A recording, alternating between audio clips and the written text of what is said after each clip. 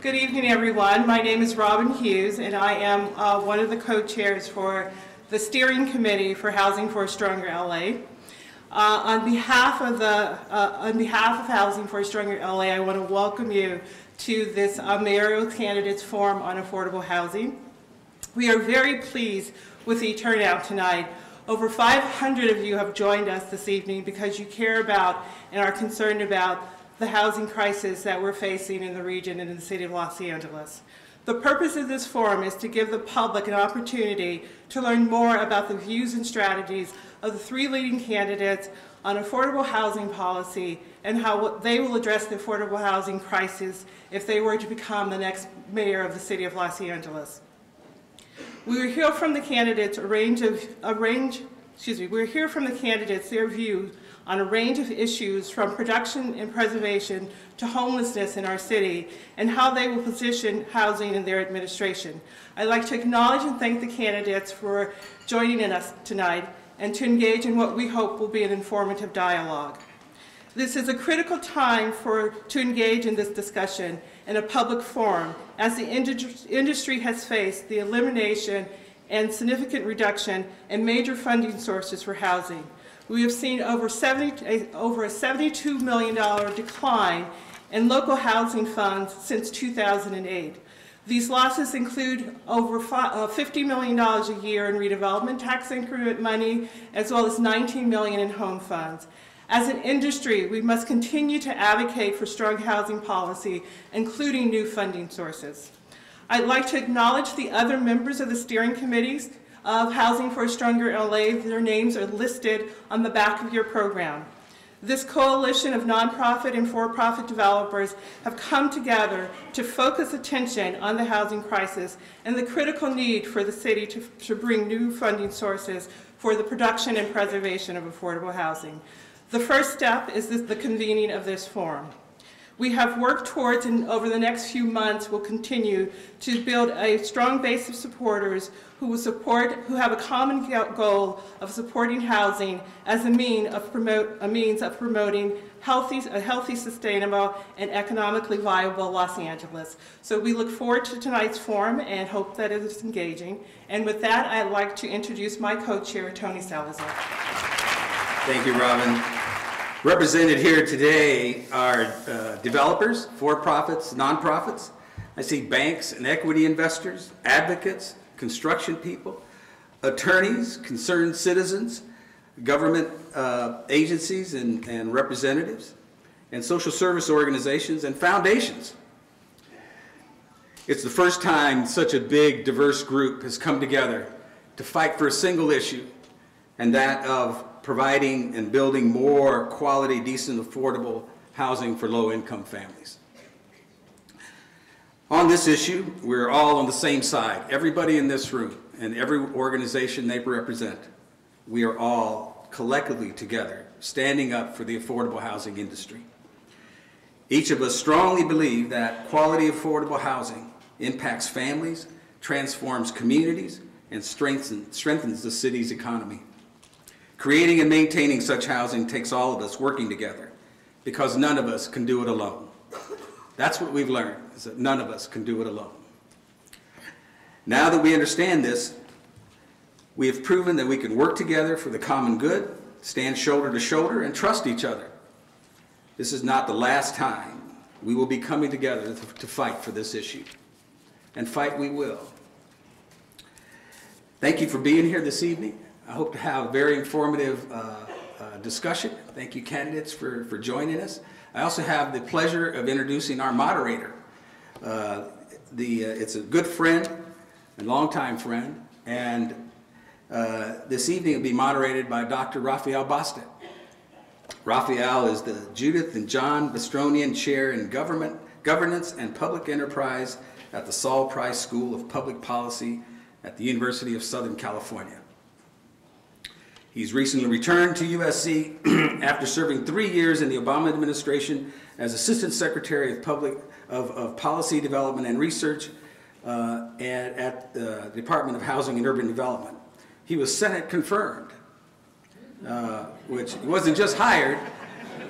You know, he had to go through the rigors of talking to some of the senators there. He was the principal advisor to the secretary on policy and research, where he helped the secretary and other principal staff make informed decisions on HUD policies and programs. He arrived at USC in 2001. He is well known throughout the city, has many friends in the area of housing. He knows for sale housing, public housing, housing from nonprofits and for-profits. Everyone here, he rises above and has a good handle on what we all do. He's earned a degree, had a PhD in economics from Stanford, and a degree from Harvard. So, just all right. Ladies and gentlemen, big round of a welcome from my good friend, Raphael Bostic.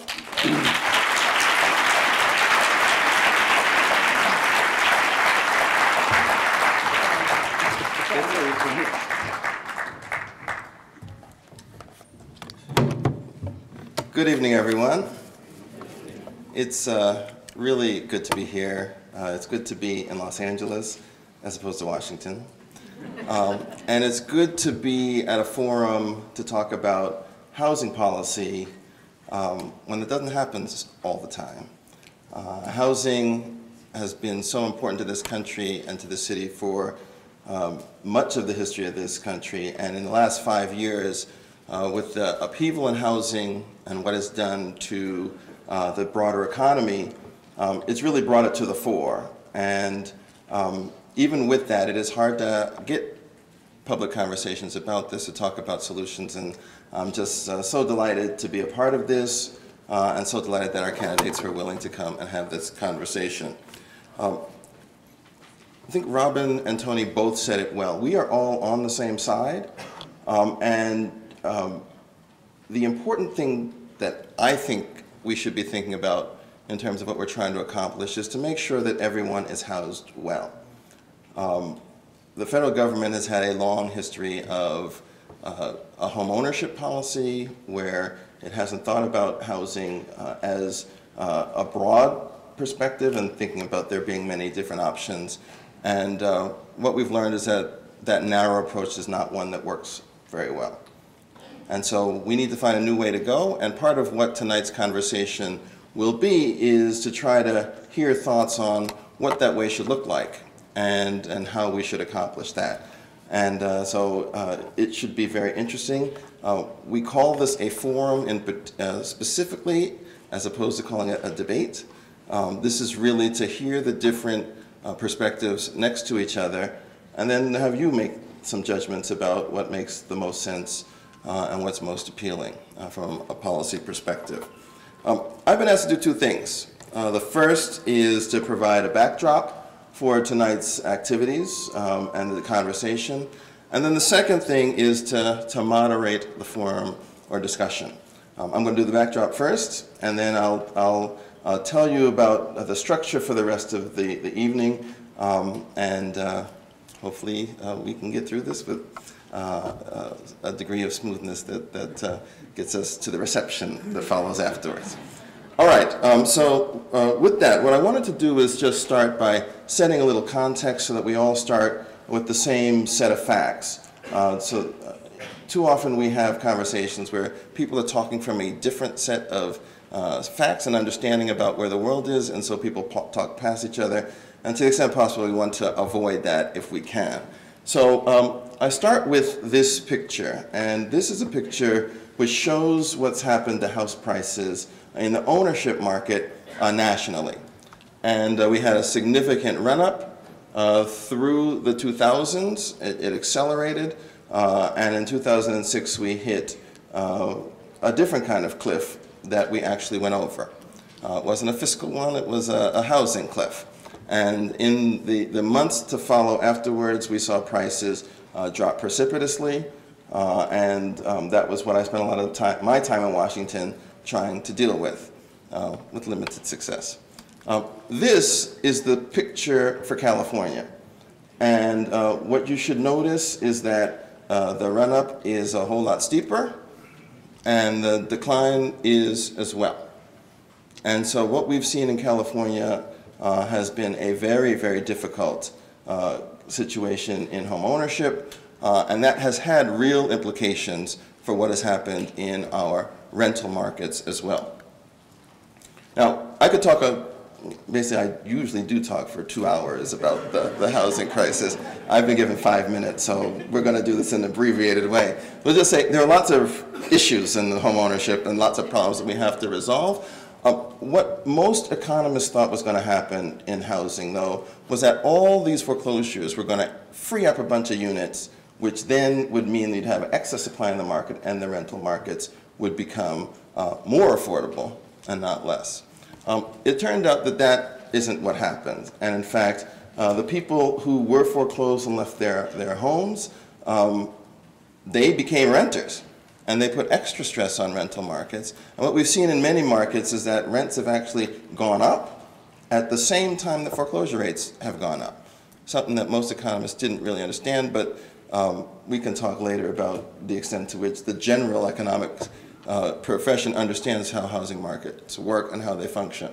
Now, in Los Angeles, we have a particular problem. We talk about rental problems a lot, but in Los Angeles in particular, the problem has gone in 2 ways. The first is that the income level in real terms for renters has declined by about 5 or 6% over the last 20 years. Right, so we've actually seen renter incomes. It has not been a rising tide lifts all boats. We've seen stress on the renter side. But at the same time, over the same period, we've seen rents go up in real terms by over 20%. Right, so when you think about what's happened to renters as they try to seek out rental housing, the conditions have gotten just much, much tougher for them over the last 20 years. And you'll note that the price increases have accelerated in those last few years since the crisis. It has actually gotten worse, not better. All right, so we definitely need, we have an affordability challenge in Los Angeles. I put this slide up just to make the point that in many markets in the United States, the problem of affordability is one that's a demand side issue. People don't have enough income, and if they don't have enough income, they can't pay rents. In Los Angeles, it's also a supply issue. The key point here is in this last column, you will see the number of units that are affordable and available to people at particular income levels. And so in the last column, we say if you have 100 renters at a particular income level, how many units are there that are affordable and available at that level? If it was 100, then there would be a unit for every person that would be affordable. You can see in Los Angeles, at the low end of the income distribution in particular, we're a long way from 100. Right? So it's not just that we have an income problem, there is an issue around supply that we need to think about. All right, given that we need affordable housing and we need that supply, we need to think about how to build it. But as you all are aware, we've had significant hits to sources of funds to provide, to build that affordable housing. And so we face challenges. This is in California. You also should be aware that the budget situation in Washington is not one that is particularly rosy in terms of providing funds for these sorts of activities. And so we've got to think hard about how we're going to work together to provide affordable housing and address our affordable housing problem. And that's what we're really here to talk about tonight. All right, so that's the backdrop. And I'm going to block that out so people don't have to look at that bleak picture. What I want to do now is turn to the moderation. And to do that, I want to give you a little bit of background about what this forum is, how it operates, and how I'm going to try to run it through the course of the next hour or so. The purpose of this forum is to provide the public with an opportunity to learn more about the positions of the candidates on housing policy issues that the candidates will need to address if they are elected to office.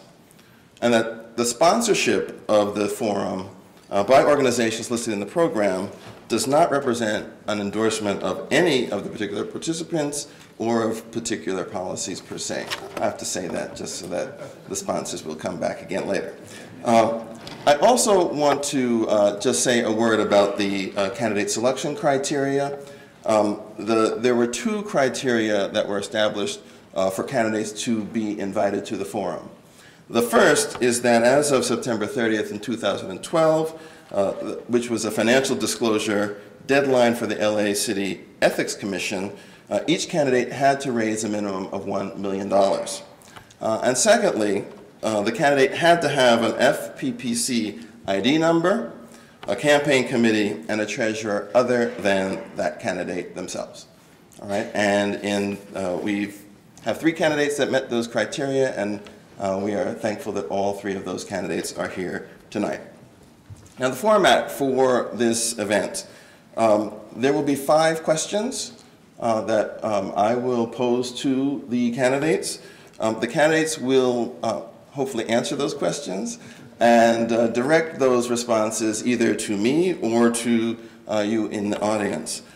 We do have a time limit that we are going to place on responses for all of the questions. The first question will be a 4-minute time limit per question, per candidate. And for the other 4 questions, it'll be a 3-minute time limit. So want some snappy answers and just get to it, and hopefully we'll have that clarity. There is a timer who will raise a sign for the candidates at the 1-minute and 30-second mark to give them warning, and at time, hopefully the candidates will stop. Otherwise, I will have to interrupt them. In terms of the order of who gets to respond, me and my team at USC randomly selected an order for each of the questions as well as a closing statement. We had a cup, we had names, and we picked names out of the cup. It's really scientific that way, but it is random, so it's just however it came out, that's how it came out. If time remains after the first 5 questions, I will then have the opportunity to ask any questions that I might have. So we will do that. There will be a closing statement, 2 minutes per candidate for the closing statements. And this is really a forum to hear responses, so we will not have a question and answer session. We will leave that to happen during the reception. All right. So with that, I'd like to now turn to the question portion, but in order to do that, I need to have some candidates on stage. So let me introduce the candidates in alphabetical order. The first candidate we have today is Eric Garcetti. Eric Garcetti, please come.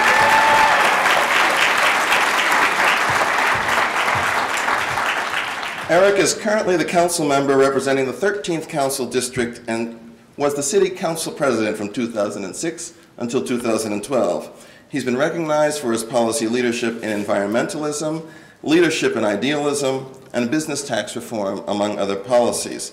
This work has been recognized through the Green Cross Millennium Award, which was presented by Mikhail Gorbachev, the New Frontier Award, which was presented by the Kennedy family in memory of President John F. Kennedy, and a Tiger Award bestowed by the Valley Industry and Commerce Association.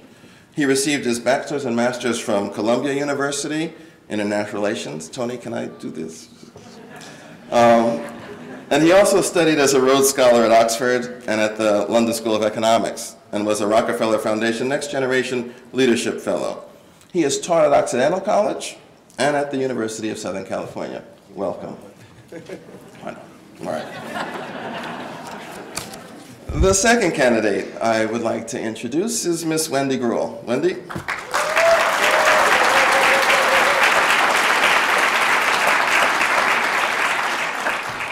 Elected in 2009, Wendy Greuel is the current city controller, which is the city's chief auditor and financial watchdog, in search of waste, fraud, and abuse to be eliminated. Under her leadership, the Controller's Office has identified $160 million in potential savings through their audits. Greuel has worked as an advisor to Mayor Tom Bradley, a senior advisor for the U.S. Department of Housing and Urban Development, and served on the City Council from 2002 to 2009. In these posts, she has championed strengthening schools through programs like LA's Best, worked to support earthquake victims, and advanced significant business tax reform. Before being elected to the council, she spent 5 years working at DreamWorks. Born and raised in Los Angeles, Greuel earned her bachelor's degree from UCLA. And I can't even do this on that. And this is on film, I'll get in trouble. All right, our third candidate is Jan Perry. Jan Perry is currently serving as council member representing the 9th Council District of Los Angeles, elected in 2001. She served as president pro tempore from 2006 to 2009. During her tenure, she has helped to revitalize downtown, leading to private investment of over $15 billion in Los Angeles, the creation of over 90,000 new jobs, and secured over $70 million for park and recreation facilities. She urged the construction of 5,000 units of affordable and supportive housing for families, seniors, and the homeless, and has worked with the community on land use policy to prevent the overproliferation of standalone fast food restaurants. Please welcome our three candidates. All right, so there's a growing consensus that the housing needs among the diverse citizenry in the city of Los Angeles are not being fully met, and that this represents a threat to the health, educational attainment, sustainability, and economy of our city. In recent years, as I've mentioned, Los Angeles has experienced a complete loss or significant decline in key local and national housing funding sources, which impacts the production and preservation of critically needed housing in the city. What will be your administration's approach to addressing the continuum of housing needs in the city? What tools will you look to use? What financial resources will you bring to bear? And what policies would you consider introducing or changing in advancing and improving our city's affordability in housing? Thank you, Raphael, and thank you to everybody. This is incredible to see the amount of people who have come out on a very cold Friday night. Give yourselves a round of applause for being here and preparing about housing, because this is the most important issue that we can be talking about. And I'm very excited to be here. I'm very excited to talk about housing, to talk about the future of housing, and to take this opportunity for all of us in a housing coalition and three candidates who all care about housing and who have spent time in their careers focusing on housing, to get off of defense after a few tough years and to make this the beginning of getting back on offense to start building and protecting affordable housing in the city of Los Angeles. For me, housing is not a peripheral issue. It's not just the issue of the night. It's actually the lens through which we can see our entire city. You know, when I think about projects, and then I'll do that as intro and then answer the question specifically, housing isn't just about housing ever. You know, housing is about schools. When I think about with Abode, the project we did in Glassell Park, Rio Vista, that's right there where the public school is building, where the LA Unified School District is building a public school alongside affordable housing. It's about the environment when you think about what we did at Bronson Courts with Enterprise and others to show that we could do green building and lead the way even in affordable units. It's about civil rights when we did projects like with McCormick Barron and we were able to do Triangle Square, the first gay and lesbian senior housing in this country. It's about, you know, the historic preservation, projects like Hollywood Bungalow Courts with HCHC. It's about public safety when we see projects like the Palomar Hotel in the middle of East Hollywood. It's about transportation when we're able to do things like Hollywood Metro apartments right above the red line to make sure that we can reduce traffic and give people a quality of life. In other words, housing is not about housing, it's about our lives. It's about every aspect of how we live and the sort of city that we want to be, and ultimately housing is about a strong economy.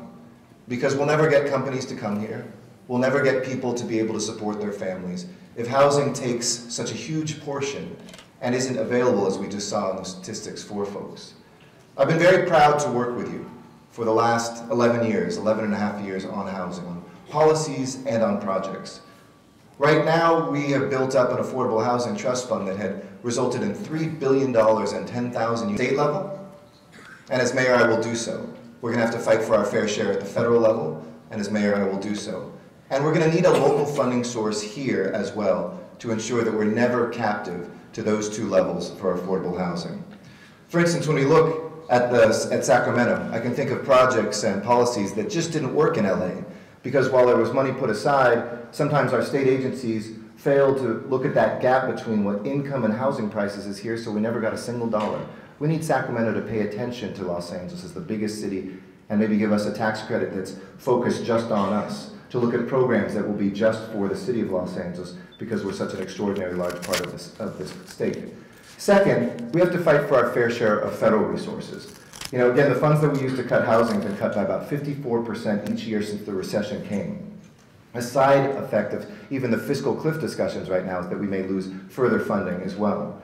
And so even a trust fund of $100 million will not build much housing if we don't have Section 8 vouchers or tax credits.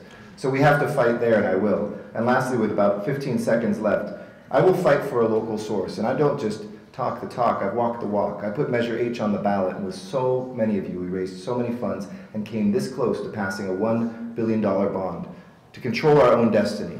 Well, maybe we have to go back at some point to the voters again.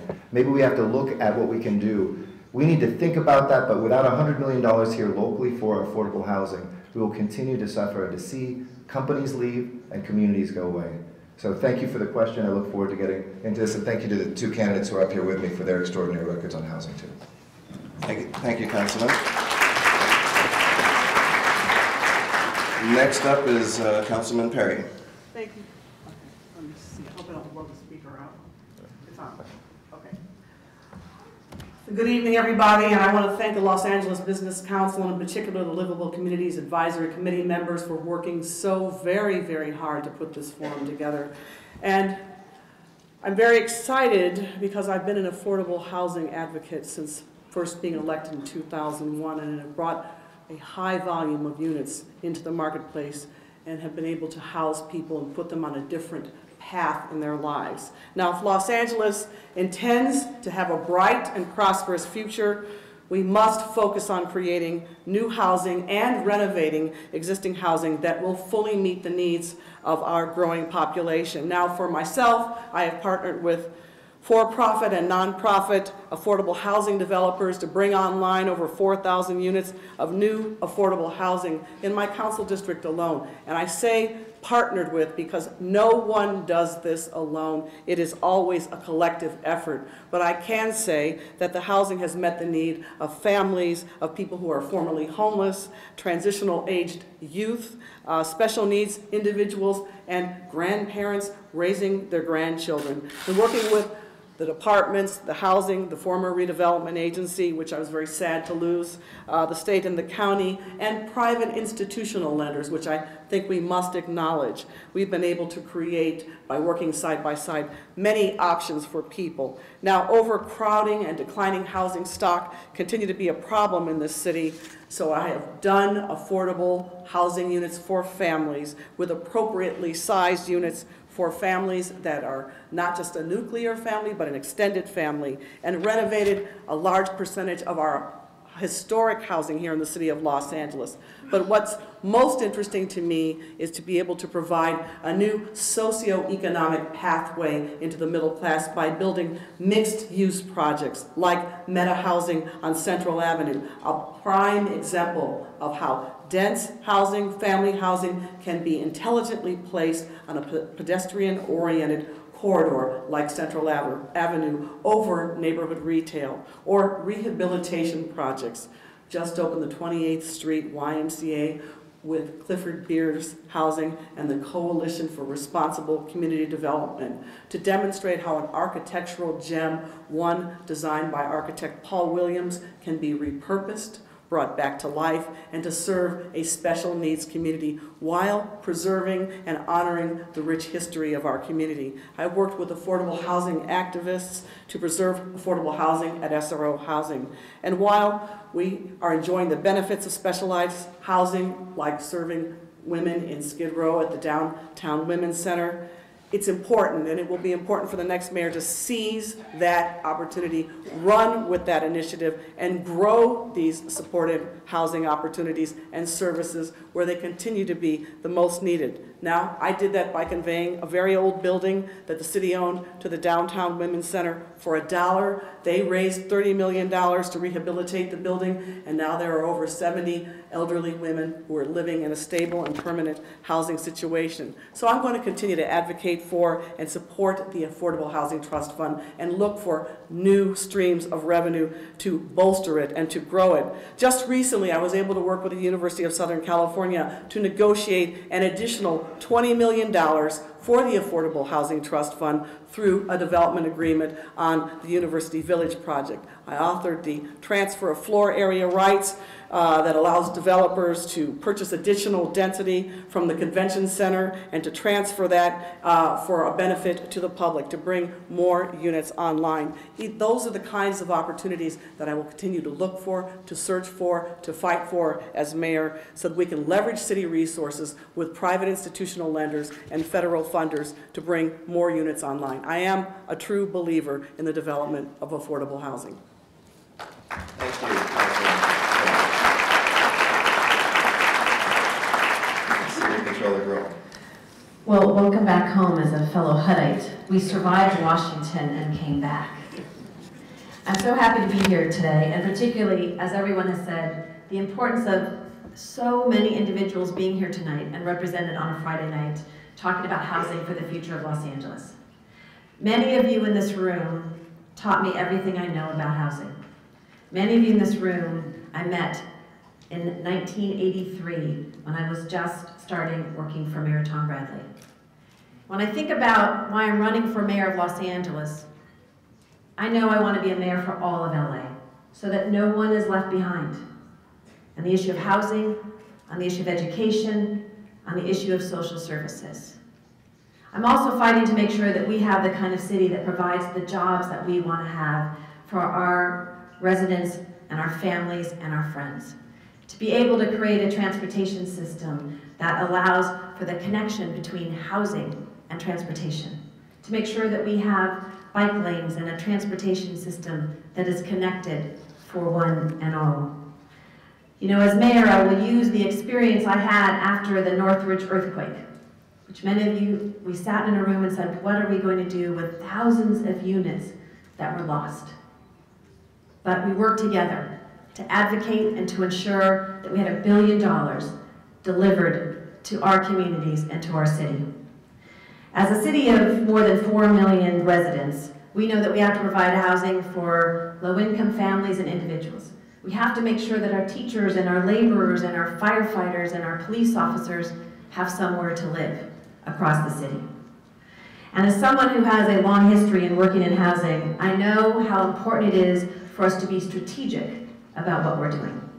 With the demise of the CRA and the funding sources drying up or being limited on the federal and state level, we have to do everything that we can to move forward to make that happen. And so when we look at providing housing for all of our income levels, everything from permanent supportive housing to workforce housing, we have to look in a way at our funding to make sure that we leverage and sustain the dollars that we have. We need to look at land use policies to encourage development and make it easier to build that housing in places where we work with the communities. We need to consider the importance of innovative solutions as we look at updating our zoning codes and how we can ensure we have that transit-oriented development. I'm committed to having a $100 million trust fund, housing trust fund in the city of Los Angeles.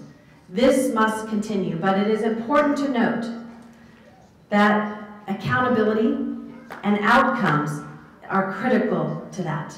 It means making sure that the money that we have to that $100 million and that goal of that $100 million is ensuring that we have benchmarks and that we're looking forward to ensuring that those funds are going to the right places. Let me tell you, being the city controller and doing audits of our, look at my wonderful general manager who embraced all my recommendations about how we improve housing in LA. It means, though, looking at the details, and that matters. So I will work with you as we look at land banking and strategic land acquisition. We'll look forward to having a funding source that provides housing in our communities. We're going to look forward to each of the neighborhoods that will ensure that the affordable housing is near those transit corridors. We need to look at those federal dollars. As someone who worked at the Department of Housing and Urban Development, I know what it means to get those dollars and to advocate for it. I know, as working for Tom Bradley and working here as a city council member, controller, the importance of those federal dollars, and to put a face to those individuals who are homeless.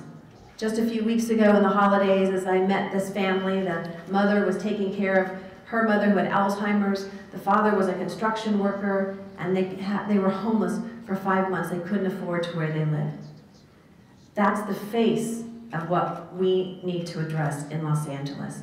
I look forward to being the housing mayor of Los Angeles, the person who says we're going to get to the bottom, make sure that we have that Affordable Housing Trust Fund, and we have it fully funded, and it is accountable, and looks forward to us increasing housing all over the city of Los Angeles. Thank you very, very much. Thank you.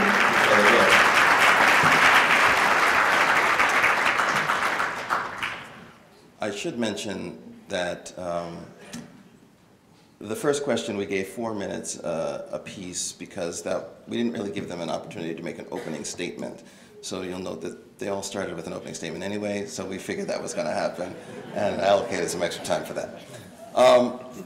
The second question is perhaps a little in the weeds, but it is important because there are so many housing people here, and they're going to need to know how to engage with your administration in pursuing housing. So the question goes like this. How would you position housing policies and programs within your administration? Will you have a deputy mayor for housing and community development? What are your views on the creation of a housing cabinet? If you support creating such a cabinet, how would you allocate functions, roles, and responsibilities across the various housing-related bodies? The random selection process yielded Councilman Garcetti. Technology. This is a very important question because it gets to the heart of how we will lead. And I think all of us support the Affordable Housing Trust Fund, for instance, but when I was the chairman of the Housing, Community, and Economic Development Committee, that was what I did. I led on that. We came together, and we know what some of those budget battles were like because we were side by side on them. When other people had other priorities for our money, we made sure that that was built up. So the structure of the mayor's office will reflect our priorities and who we are. Let me start outside the housing area, because too often, just as I said with my beginning, housing is peripheralized as an issue unto itself over here. When I'm mayor of this city, I'm going to make sure that housing is a consideration across other departments as well. And I'm going to expect leaders who are general managers in other departments and those folks who work for me in the mayor's office will be looking at housing, whether they head up the Department of Transportation, whether they're looking at the Department of Water and Power, whether they're looking at the port and the airport. For instance, we couldn't have done the green building that we did and funded those Affordable Housing Trust Fund fully without the Department of Water and Power. Their participation allowed us to look at adding solar roofs and energy efficiency to projects that then helped repay and pencil those projects out. So I'm going to need all my managers to tell me what they're going to do on housing. I've said that I'm going to ask all my general managers, even the great ones, to reapply for their jobs because it's important to me. Just like any president or governor who comes into office who brings in their own cabinet, I want to make sure that people are applying with the priorities and the values that I share and that the public shares. And that they will give themselves metrics for how we judge their success, because quite frankly, sometimes it's difficult to know what success is. I'm not sure if I'll have deputy mayors or not, but I can assure you that I'll have people of that level who are focused on housing and connecting housing and transportation and jobs together. Because if you put it off here, that person will have less power than if you put them squarely at the front of what your administration will do. I think the mayor's transit-oriented development cabinet is a great start, and it's something that I would very much look at keeping. But I also think that we need to look beyond that. And I also think that too often, all of you, whether you're for-profit, non-profit, whether you're developers, whether you're laborers, whether you're union members, whether you're from the banks, aren't at City Hall until there's a problem. I want to have an advisory cabinet that is there regularly, that quarterly is meeting with my leaders, and not just my housing leaders, but others, to let them know what the state of housing is. I can't recruit a great business to come here to Los Angeles if we don't have a housing plan for them and create middle-class jobs. I can't look at what we're going to do to reduce traffic unless we're planning our transportation together with our housing. So you can count on me to have that be not only a priority for my housing cabinet and my housing officials, but for all of them across my administration. Thank you. I'd now like to hear from Councilwoman Perry. It does change. It will, I promise. Housing policy and programs will be the centerpiece of my administration, just as they have been during my tenure as a council person. Having a deputy mayor for housing would be a part of a strong, vigorous working team that would be augmented by a housing cabinet and people from different disciplines within the housing community. I intend to have a staff in place that can begin to work day one with development partners, people who are qualified, experienced, and have a passion for building affordable housing. My housing agenda would be very closely aligned with my economic development agenda. In fact, they are one and the same. As we begin to work to create a new economic development strategy and possibly a department, I believe housing has to be a very large part of how that policy development is implemented. I think a lot of people look at housing and economic development as two separate issues, but they are not. Housing is a catalytic force that attracts investment, attracts retailers, attracts employers. I know this from personal experience in downtown and in South Los Angeles. We could not get a grocery store to locate at either place until downtown or on Central Avenue until there was a critical mass, a number of people living in housing units in the immediate area. I also know firsthand that we were able to attract Gensler architecture firm to downtown because there was a sufficient number of housing units for people at all income levels in downtown Los Angeles, and its location was linked to job creation. Now, the housing department has been the lead agency for housing policy, and I would like to make the county of Los Angeles a much more active partner in the development of housing. Planning department here at the city, building and safety, transportation, engineering, obviously. But we also need to bring a green focus to our housing developments, and that can be accomplished by bringing the Department of Water and Power in as a cabinet member along with housing developers to utilize things like the Solar Initiative Program and the Feed-in Tariff Program, but integrating our departments in a way that is smart to create more affordable housing. The city also needs to be a better partner with the Los Angeles Homeless Services Authority, and I will make sure to appoint people who have housing, health, human services capacity. They will not be political appointments. They will be appointments from people from the community who know what they're doing already, and to partner with the City Council to develop policies that support affordable housing preservation and development. Thank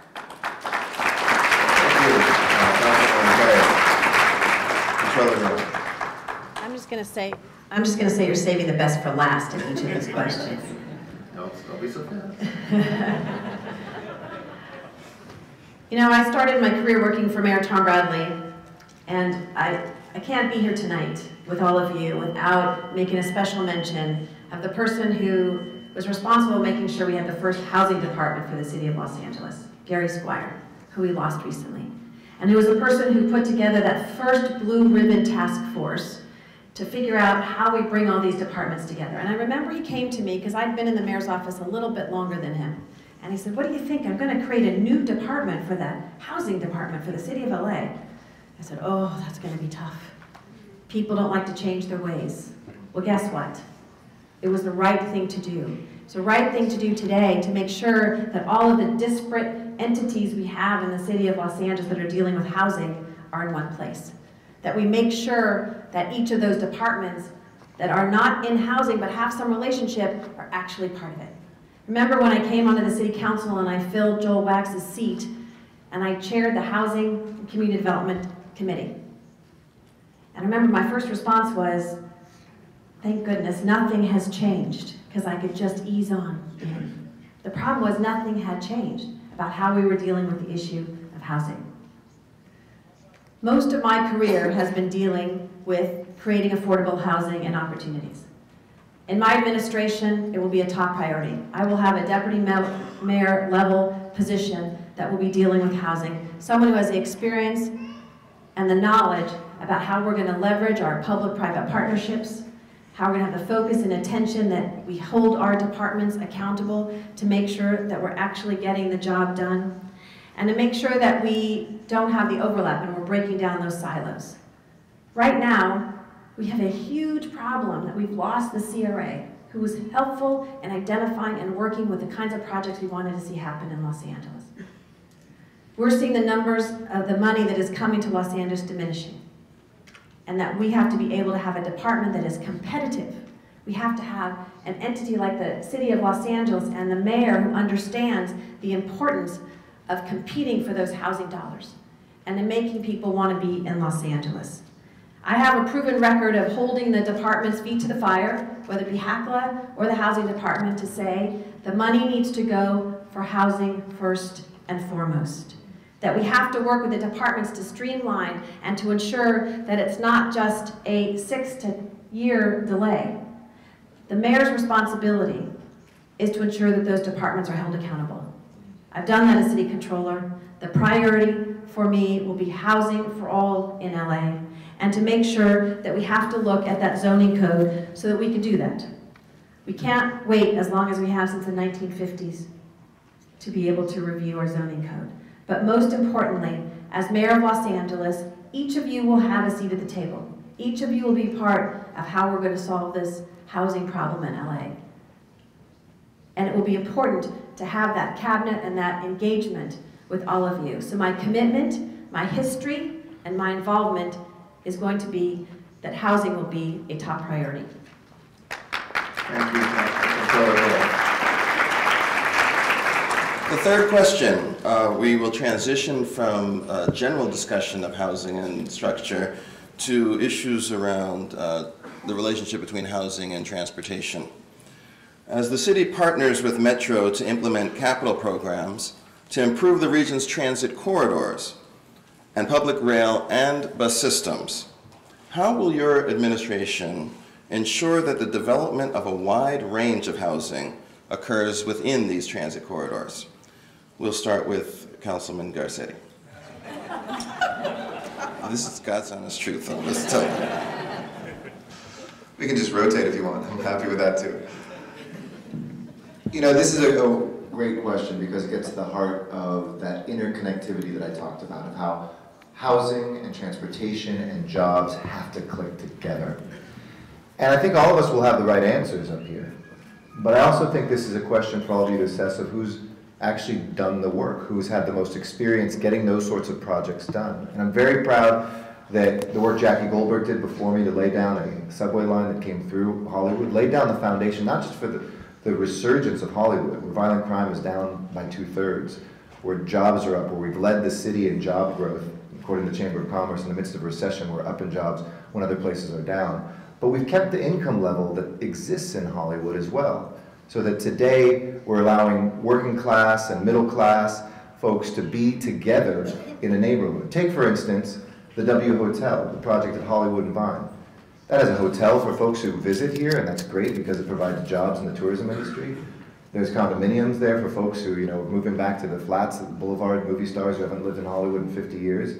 There's middle-class apartments on the same block above a Trader Joe's and a subway stop. And then I negotiated that 25% of those apartments be for low-income individuals. Now, we all know why that's important, but when I talk to other audiences around Los Angeles, I say, you know why that's important to you? I assume you care about traffic. I assume you care about crime. I assume you care about stable communities. A housekeeper that works at the W Hotel now has a shot of going home to her own daughter after work on the same block where she works, to help her with homework, and to make sure that she's more successful at school, and that there's a more stabilized community, and that she's not getting into a car and going to the Inland Empire because it's the only place she can afford to live, which means 2 hours away from her family, and more traffic and pollution on our streets. Or getting on public transit and waiting for a long time. She can actually get right on the subway if she doesn't live right there and get someplace else to get home quickly. These things are tied together, and whether it's at Hollywood and Western, think about Western Avenue. It used to be one of the worst, Hollywood and Western, where my field office is, was one of the worst intersections in Los Angeles. Working with great partners like Thai CDC, working with the builders who took that corridor, we have transformed Western Avenue. I can't tell you how often people come up to me who want to pay full market rent for an apartment and say, can I get in there? And I have to tell them, well, actually it's affordable housing. It's won architectural awards, but I love that feeling because that discriminatory feel that people have of affordable housing is those people and it looks like this. We've shown them that good housing is good housing, period. So how will I do this? I will ensure that my 4 Metro appointees understand these issues, and maybe even some of them have practiced it, that you don't just need transportation specialists, you need housing specialists on the MTA board. That we look at bikes and pedestrians, and that we look at shared cars, the way we've done in Hollywood, where priority parking goes to shared cars that take 15 cars off the road for every one that's used. We'll look at the way that we can put together the sharing of affordable housing, because if you add up the math too, 2/3 of the affordable housing done under the trust fund is in 3 city council districts, Ms. Perry, mine, and Mr. Reyes. It has to go everywhere. Thank you. Next, we'll hear from Controller Greuel. Change it up. We are going to change it up a bit. There are 113 metro stations opening in the next 10 years. It's an opportunity, as I like to talk about, the trans economy for Los Angeles. Just last week, as I was taking the subway from the Universal City stop to downtown, I saw a number of people who were taking that transportation and being able to say they could live near a transportation corridor and then getting to their job. Los Angeles, over the years, has been a place where people say, yeah, that public transportation is for some other city. Or that public transportation is for you to take, but not me. We have to change that. The mayor has established, and I will continue, a cabinet group that is looking at the implementation and the transit-oriented development that's going to happen in the city of Los Angeles. Because unfortunately, Los Angeles is not very strategic about how they do this. We can't wait till these subway stops have been finished or the Crenshaw line is finished, whatever it will be, to say, oh, if we'd only thought of X, Y, and Z. We need to plan for the future, because right now we are a fragmented city. And it oftentimes is places where the haves and have-not. And the kind of mixed housing that is so important for Los Angeles allows us to do that around those transit corridors. And that nexus about that transportation investment with the housing investment. But it means you have to lead in the city of Los Angeles. You have to ensure that, in fact, the plan is there and it's going to be implemented and you hold those departments accountable to do it. I think it needs to be in the places where we've identified and have the stakeholders be part of that. For all of us to sit in the room and say, what is it going to look like? And to make sure when that housing is developed and it says so much percentage is actually going to affordable housing, that there's someone ensuring that it stays there not just for a year or a few years, but for the designated time that the commitment was made for the investments that they would have had or the incentives that they were able to see. It means working with the Metro board and indicating that we are going to be a partner in this. Because I think heretofore, Metro has gone over here and done whatever they want to do, but not connected with housing. They've gone over here and done what they wanted to do without working with the city of Los Angeles or the county of Los Angeles. We need to look at some of the funds that Metro has to be able to plan for that housing in those areas and to be able to leverage that. They are not two different departments. It's why, as we go back to the federal government and get the kind of grant funds that I have historically advocated for, whether it be from Mayor Tom Bradley or working at HUD and making sure Los Angeles got its fair share, to ensure that the dollars come that are focused on transit-oriented development, and that we look at, I call it envelope entitlement, which means we've planned where things are going to occur, and developers and private sector and the nonprofits can say, here's what's allowable, here's what we can do, and you don't spend 6 months to 2 years fighting to get your project going. It will be a priority that we have that linkage between housing and transportation, and that I will lead on the Metro board to make sure that that's a priority. Thank you very much. Councilwoman Perry. Thank you very much. One of the most important tools that a mayor has at her fingertips are land use and zoning regulations and 3 appointments on the MTA. So it's an opportunity. In order for you to understand my perspective, let me tell you a few things about what I've done over the past 11 years through the establishment of planning ordinances that have encouraged the development of housing along our transportation corridors. The Blue Line is the greatest example. I have made it easier and more cost-effective for the development community to build more units. And in fact, if you want to see an example of that, just go to 23rd and Flower, where we have a mixed income development where people can walk out of their front doors and go right onto the Blue Line.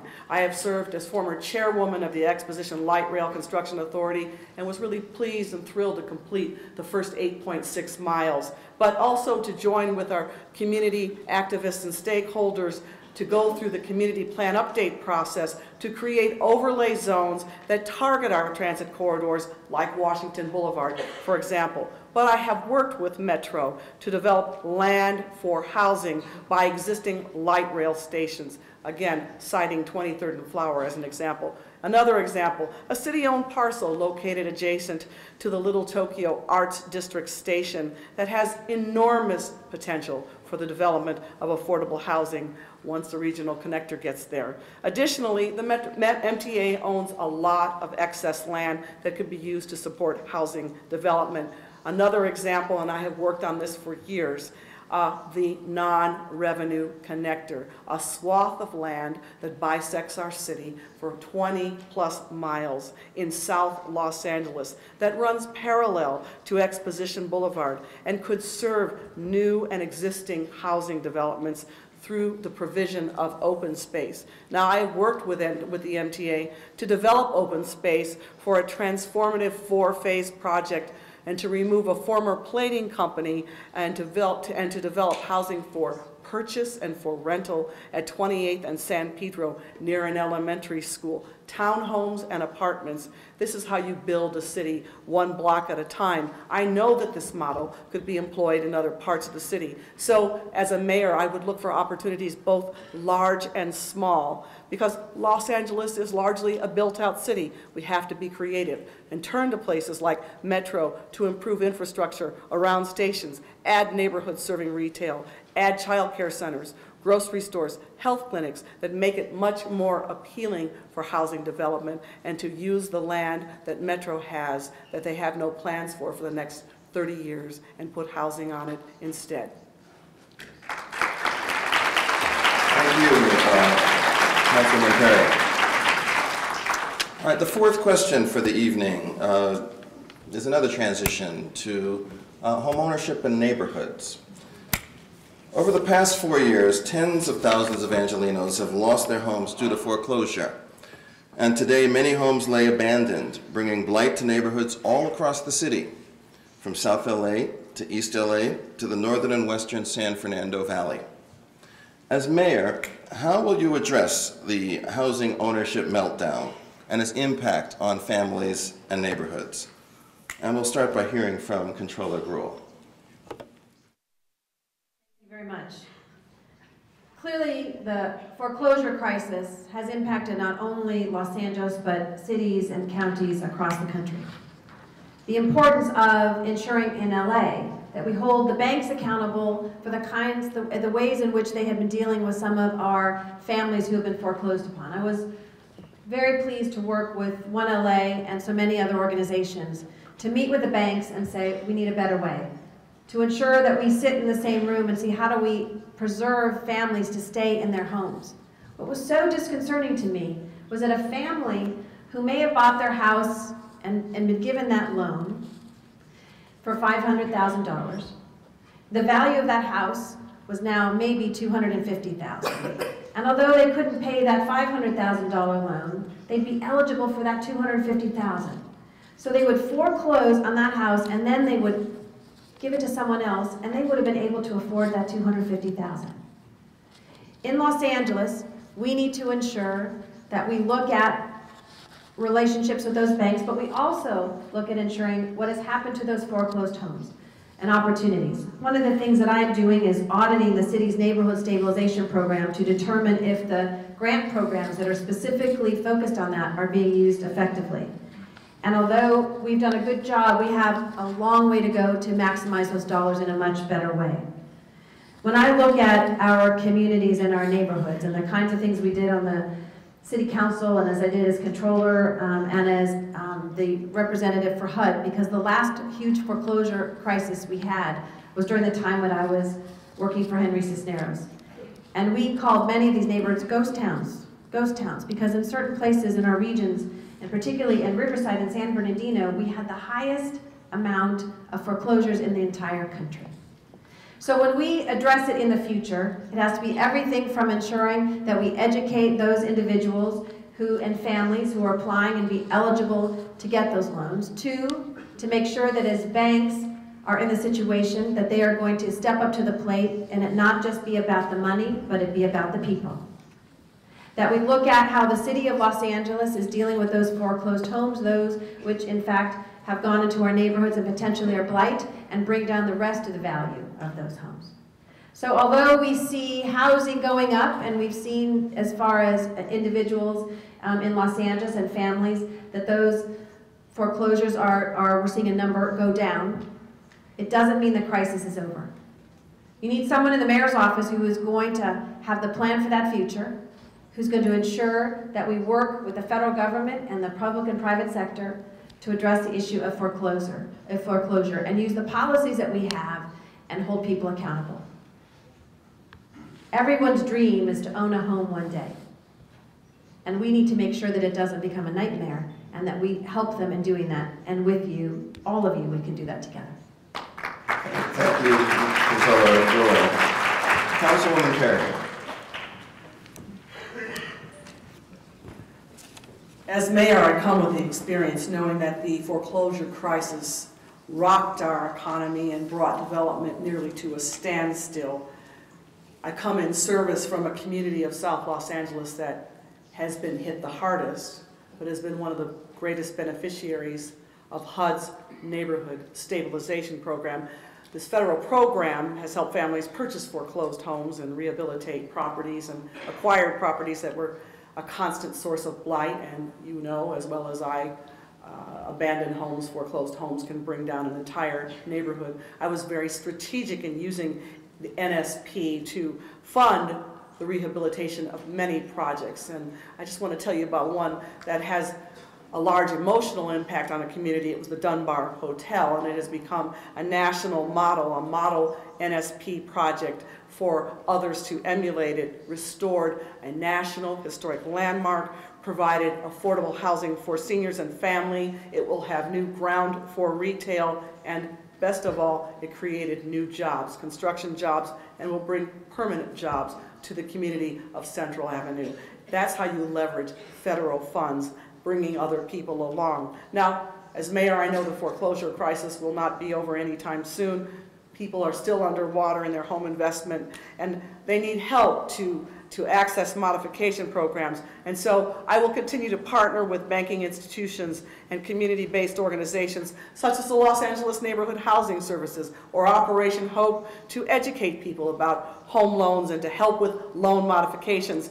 To continue to partner with, now I don't want to favor one bank over the other, so I'm just going to say the name, Neighborhood Lift events, where the Los Angeles Housing Department had a presence and was able to directly connect with prospective home buyers. We know that bad loans were a major factor in the foreclosure crisis, especially in minority communities.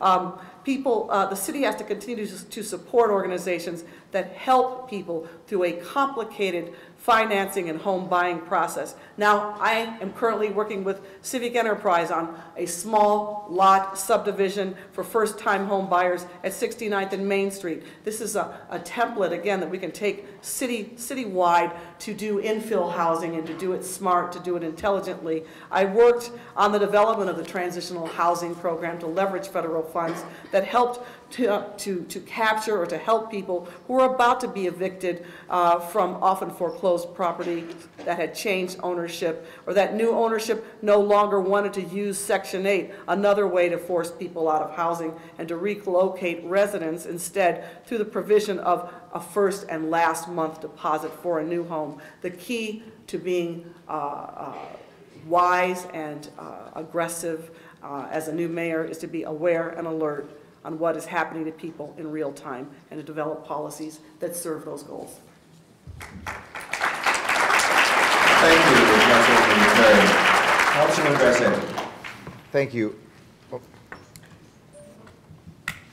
Thank you. 53,000 properties have been subject to foreclosure since 2007 in the city of Los Angeles. 53,000.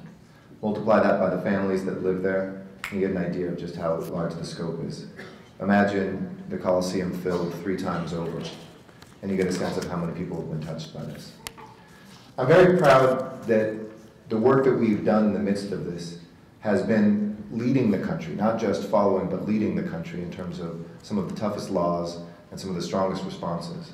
And certainly I agree with Councilman Perry, this is not going to be over anytime soon. If you look at where we are with our homes, when we look at the resets that are still happening every single day, it's going to require that continuing focus. But this isn't, I talked a lot in my opening about the projects that I've been very happy to work with you on, but as you assess who you want to vote for the next mayor and who you want to support, look also at the policies that we've produced together, hand in hand. Oftentimes, you've brought those suggestions to me and they've resulted in the following.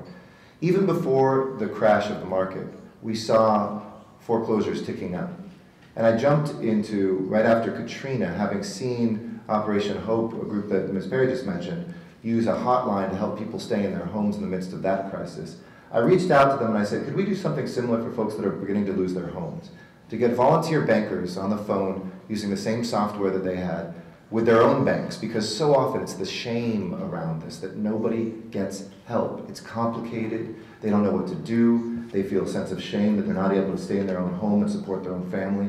So part of it was connecting them with a little angel who would help them talk through and renegotiate. And over 100,000 people, or homes actually, have been a part of that hotline since 2007, when it was created, even before the crash of the market, both in Los Angeles, and it went nationwide. Second, I wrote the first and the toughest tenant foreclosure eviction moratorium in the United States. We just renewed it through all of 2013, that really looked at the truly innocent victims of this. Folks who were paying their rent, but were being kicked out by folks who took over foreclosed properties where they were either renting a home or an apartment. Second, I passed a law and wrote a law that would fine banks $1,000 a day and held banks accountable. 2 legal actions against 2 banks, Deutsche Bank and I forget the other one right now, are in court right now because of a result of what we did here when we saw those banks were acting illegally in the city of Los Angeles. 3, we cracked down on mortgage modification fraud with new laws that made sure that when that's happening, we held banks accountable. 4, neighborhood stabilization program. I think that, of course, we'd love to learn lessons, but it has been, Los Angeles is seen as one of the most successful cities in the country. And I want to thank the Housing Department for jumping forward. When I chaired the committee that oversaw those funds that came from the recovery dollars of downturn, we finished them so quickly they said, hey, LA, do you want some more? We were in a great position, and I was proud to have led the way there. Working with One LA, working with LA Voice, working with ACE to get those ordinances in South Los Angeles. I have partnered to show that we will hold banks accountable, we'll make sure we have smart policies, and that we will keep people in their homes. No matter what it takes, every home lost is another chink in the armor, bringing down a community. And we have to make sure that everybody can stay in the homes that they are in right now. Thank you very much. The 5th question, we will turn to the issue of homelessness. The city of Los Angeles has made progress over the last few years in addressing homelessness. If elected mayor, what solutions will you advance to end homelessness? And how do you see the issue of homelessness fitting into your housing agenda? We'll start with Controller Greuel. This is an issue that is near and dear to my heart. I remember the first time I met Molly Lowry at LAMP. She started this wonderful program that was providing services to the mentally ill, and no one else was doing what she did. I remember when emergency shelter was everything, that people spent so much money on emergency shelter, and we know now that it's permanent supportive housing. I was proud to serve as the deputy director of the Interagency Council on the Homeless during the Clinton administration, where we went from city to city talking about initiative programs and changing the way we looked at how we deal with homelessness.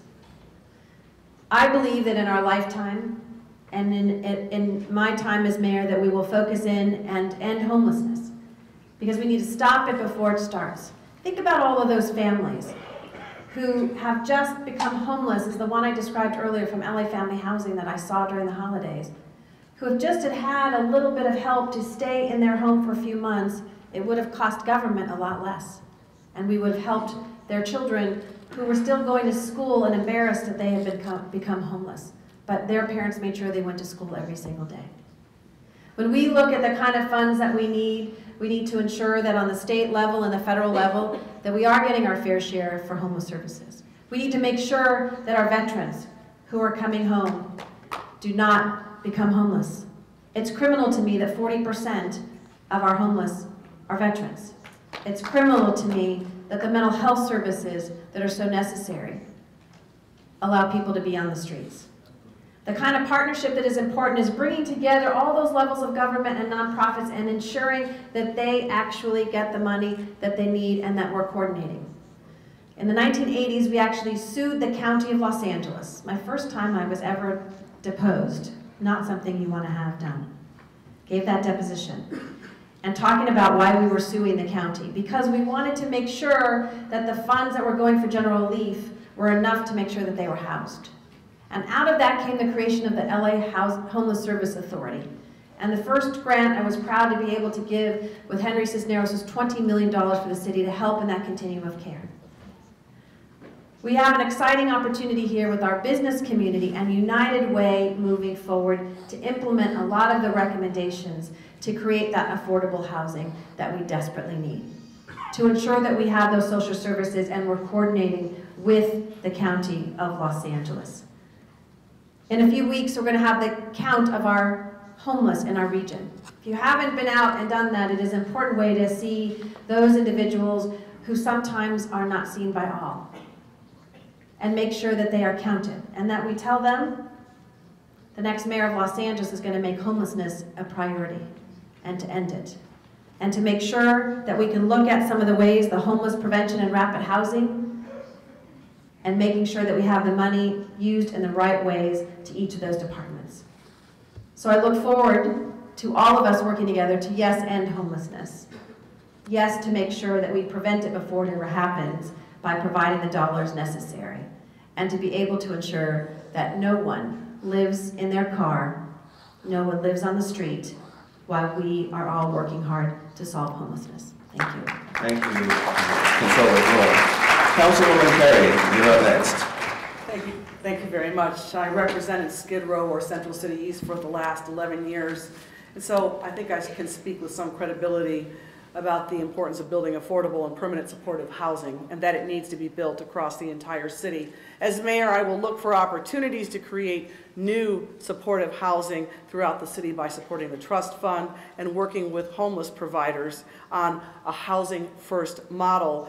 We know from studying or getting a study from the Los Angeles County, one that was commissioned many years ago, one of the causes, or probably the #1 cause of homelessness in this county is the fact that general relief is still so very low, $221 a month. This has not changed in 20 years. When I took office in 2001 and went to the County Board of Supervisors to ask for their participation in expanding the emergency shelter program, I was advised to hold a fundraiser. So this is where it began for me. Building the infrastructure, enhancing on-site services at our shelters, and slowly but surely engaging the County of Los Angeles in addressing the issue. The passage of the Mental Health Services Act, you recall Prop 63, helped, but allocating a fair share of those dollars for people who are homeless and dealing with mental illness has also been a battle. We're doing a bit better, but it has taken a decade to move that mountain, and I have repeatedly advocated for LA County departments like health and mental health representatives to be members of the LAHSA Commission. This will change with me as mayor. I will fight for a change for direct access to service dollars, and I will make sure that there will be individuals on the LASA Commission who know how to bring about that change so that their viewpoints and their experience and expertise will be represented on that commission. And I will fight like you've never seen before to build as much housing for people who are homeless as much as we can possibly build. I will also fight very hard to get more from the County of Los Angeles. Their funding formulas do not work for us. We have 50% of the homeless population, and yet we do not receive 50% of the funding to deal with the issue. Prevention efforts are also key. I have worked to pass the residential hotel conversion and demolition ordinance that protected 11,000 units of housing located in residential hotels. In a nutshell, this ordinance allows for the rehabilitation of units as long as they are maintained as affordable with a kitchenette and a bathroom so that people can live in a mainstream way. Most of the residential hotels located in downtown have been protected and some have been rehabilitated. More work needs to be done to qualify people who are homeless for SSI benefits. Finally, as mayor, I'll use the power of the bully pulpit to call upon the county to engage in and about homeless issues beyond the boutique programs that are started with fanfare and then we move on, or they have moved on.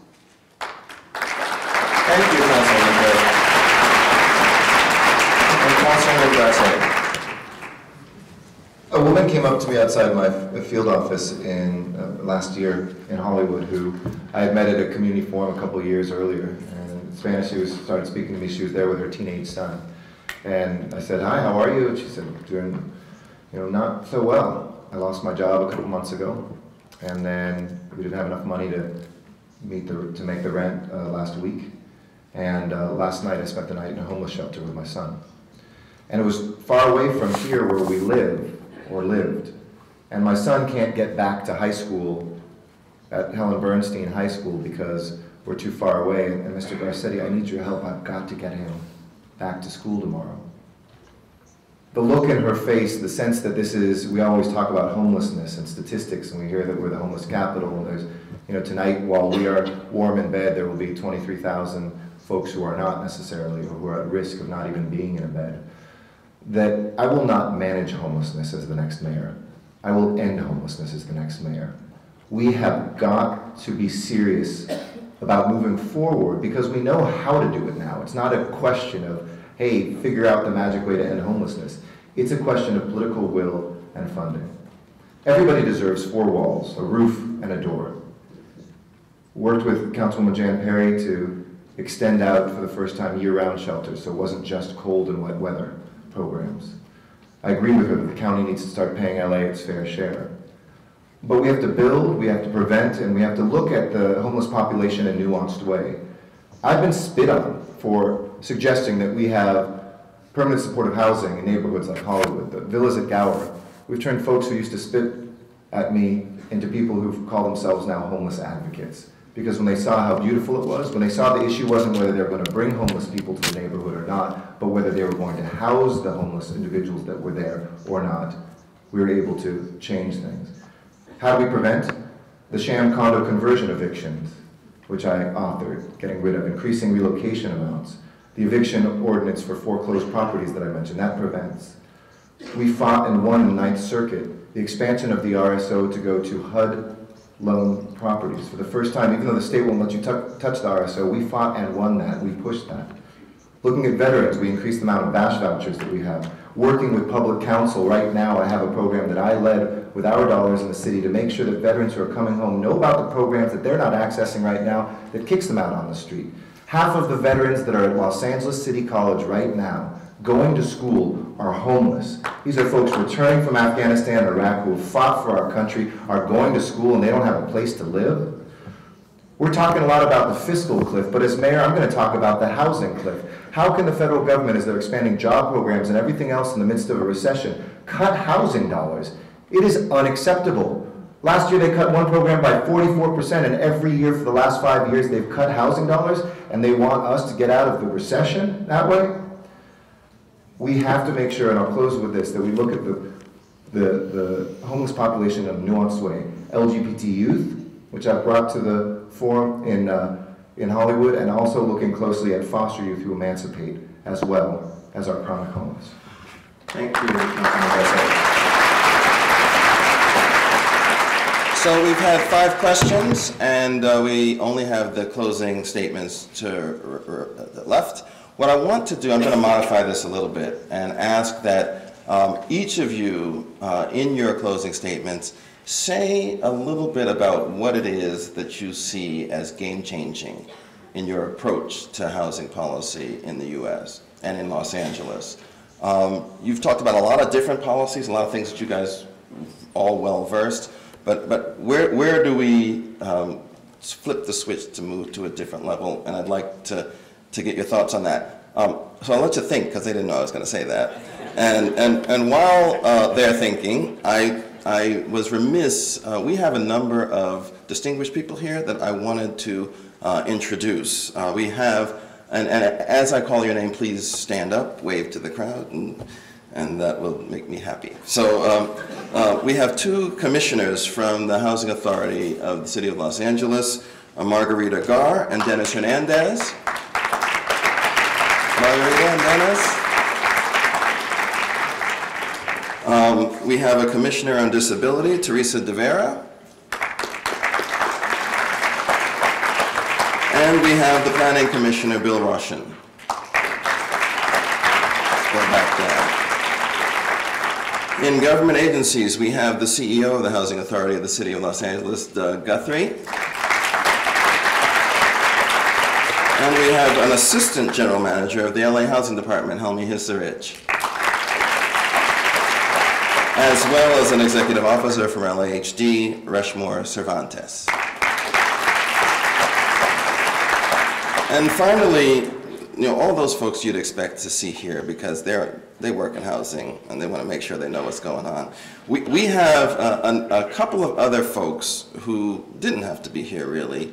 These are folks who are interested in serving the city as council candidates.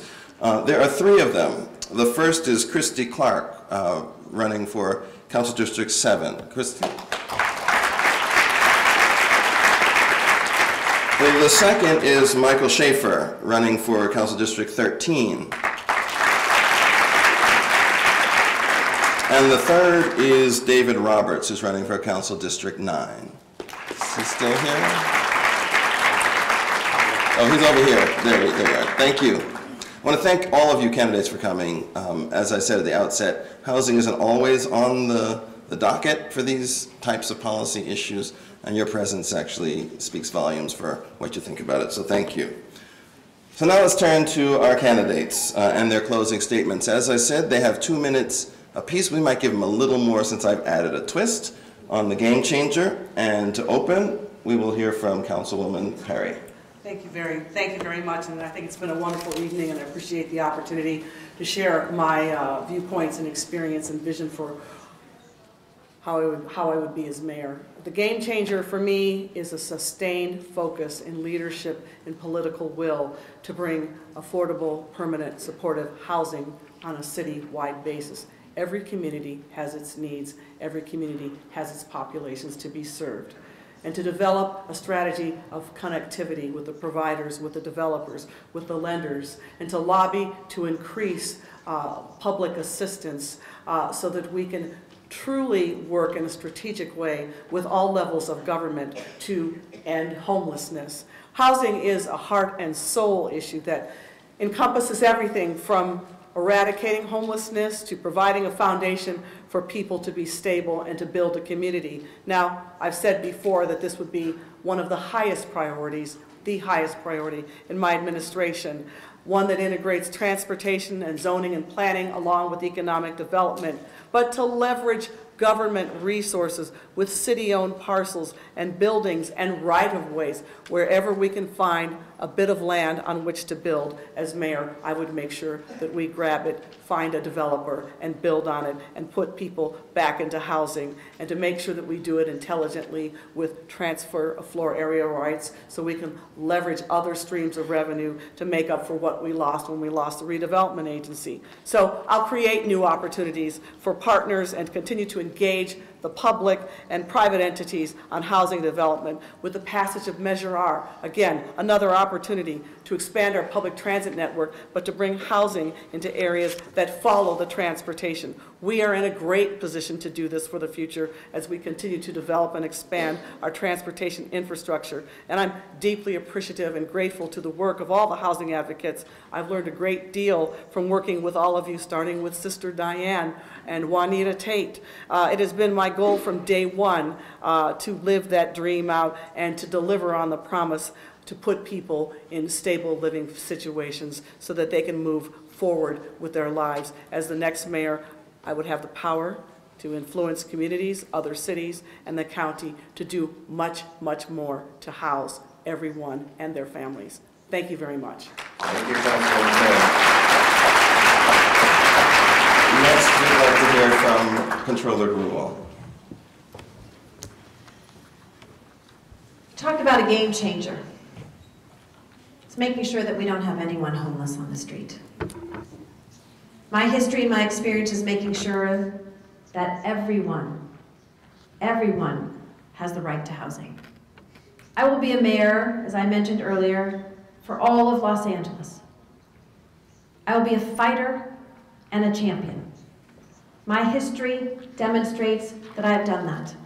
Whether it was fighting the Veterans Administration to make sure that we had veterans programs on the VA property for homeless, whether it was making sure that mental health programs and the LAMP facility down in Skid Row actually existed, and that we fought with some of the business owners who didn't want it there at that time, and they ended up also being one of our biggest supporters.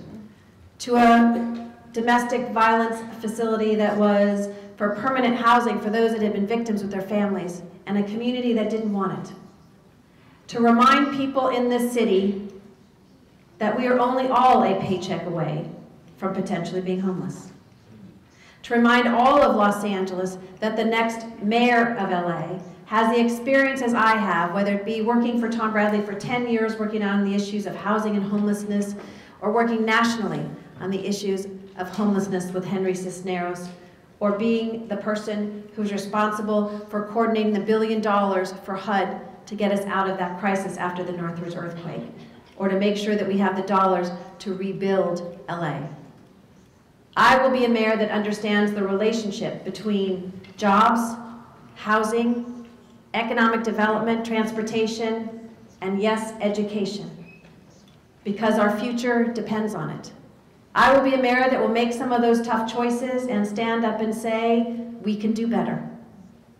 But most of all, I'm going to fight for those individuals and families I have met over the last 30 years who desperately need the kind of help that's so important. And I will close with this. There's a woman who is volunteering on my campaign, who I know from my community in my neighborhood, who lost her job. And she, every day, is threatened with being homeless. And she is inspired about what we're going to be able to do in LA to change that. So the game changer for me is having a mayor that housing is part of their everyday discussion, that a housing trust fund exists every day, every year, and that we fight to keep it at the right level. I'm going to be a mayor that ensures that every single day our departments understand that housing is a priority. And every day, each of you will be at the table with me to plan for the future and make sure that we are at a meeting like this celebrating in the future, because we've done a good job and we're working together for the betterment of Los Angeles. Thank you very, very much. Thank you, Councilman Garcetti. Thank you. Listening to my colleagues up here, we're incredibly blessed tonight because you have three people who are really good about housing, who bring experience, who bring passion, who bring expertise. So what's the difference? So why should you choose one of us over another? Why are any of us running? For me, this is not about whether we've been right on the policies. This is not about whether we have past experience. It's not about simply whether or not we have put people's feet to the fire and held them accountable and learned. It is about who is best to stand and to fight and to deliver, to make sure what we know we need to do on housing actually happens. It's a leadership question. I will tell the story of the housing crisis as the next mayor. It will not be an issue area for me. It will be the core of my work. Because people are hurting out there. People are hurting out there tonight and every single day in this city, threatened with foreclosure, with homelessness, with overcrowding, with slum conditions, with waiting for a vacancy. So who's going to get it done? Who's pulled together the coalitions in the last decade on the ones that we've won and some of the battles we've lost? Who's brought developers forward on inclusionary zoning? Who put the coalition together with Henry Cisneros and others for Proposition H that came so close? Who's come together for the density bonuses and the other legislation that we've done? And who's led when other parts of the country wouldn't? They were too scared to or didn't know how to make sure that we would be able to get in there. I will stand and fight like I did with the state when they said that Los Angeles has to be treated the same way as everybody else and we couldn't change state law. I will stand and fight like we did when foreclosed properties were evicting people who were paying their rent on time. I will stand and fight when folks spit at me and said we couldn't have homeless housing in their neighborhoods. I will hire the right people. Folks who are here tonight like Bishu and Sarah Dussault, judge me on the people you've worked with because that's a reflection of who I am and what I will bring. We will not manage, we will end homelessness. And we will be a national leader here. Because if we do not take this fight to Washington with the relationships that I have, with the experience that I have, we can fight a losing battle every single day. And I will end with this because my time is up. It is time, housing community, for us to stop playing defense and to get back on offense. I've done that. I've fully funded this housing trust fund. I've passed the legislation. I've built the projects, and I've stared hatred and turned it into hope. And that's what I will do as your next mayor. Thank you. Thank you, Councilman. So we've come to the end of the program, and you are the diehards. When we started, there are about 450 seats in this room, and when we started, there was someone in just about every single one of them, which is truly remarkable on a Friday night. So give yourselves a hand for that one. I think it speaks to how important so many people feel housing is, and housing is as an issue, and how excited they were to have the candidates be willing to come and spend some time and talk to housing. So I want to thank all of you as well for being willing to come and to talk about these issues. So let's give them one more hand.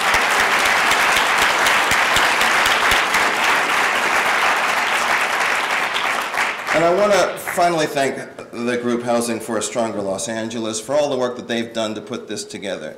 It's truly historic, and it has been my privilege and pleasure to be a part of this event. Please thank them as well.